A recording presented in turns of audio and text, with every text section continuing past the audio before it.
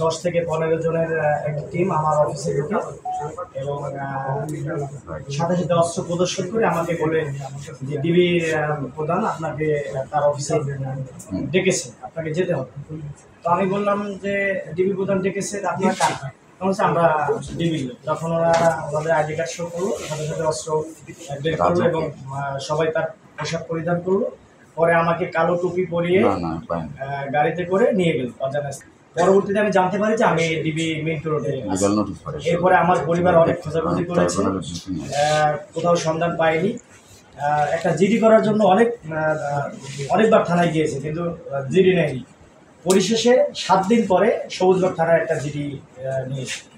এরপরে 10 দিন পরে আমাকে 1 বস্তা বিস্ফোরক দিয়ে রাষ্ট্র বিরোধী কর্মকাণ্ডের সঙ্গে আমি জড়িত এই মর্মে আমাকে একটা মামলা দিয়ে তখন তারা জেল হাজতে পাঠিয়ে।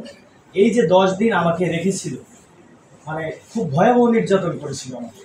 আমি যে বেঁচে আছি এই 10 দিনে, এই আমি বেঁচে আছি এই কথাটা মানে আমার পরিবারের কাছে জানানোর জন্য অনেক অনুরোধ করেছি, কিন্তু তারা এই সব আমি বেঁচে আছি এই কথাটা, এই তথ্যটুকু আমার পরিবারকে তারা দেয়নি। যার কারণে আমি ওই 10 দিন যে গুম ছিলাম, আমাকে রেখে যে নির্যাতন করেছে, এই সময়ের মধ্যেই আমার ব্যাপক ক্ষতি হয়েছে। আমার ব্যবসায়িক ক্ষতি হয়েছে, অন্যান্য কোম্পানির সঙ্গে আমার যেটা এগ্রিমেন্ট ছিল। নির্যাতন আমাকে কালো টুপি পরিয়ে এবং হাত পিছনে বেঁধে বিভিন্ন সময় বিভিন্ন রুমে গিয়ে টর্চার করেছে, মেরেছে। ডিসি মশিউর নিজে আমাকে তার পায়ে পরিহিত বুট দিয়ে আমার এই মাথায় আঘাত করেছে, ওর নিজে ওর কক্ষে ডেকে নিয়ে।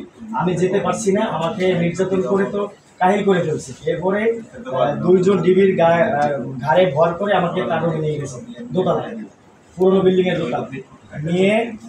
সে আমাকে জামাতের নেতৃবৃন্দকে ধরিয়ে দেওয়ার জন্য তাদের ইনফরমেশন চাচ্ছিল। তো আমি বলছি যে না, আমি তো জানি না তারা কোথায় থাকে।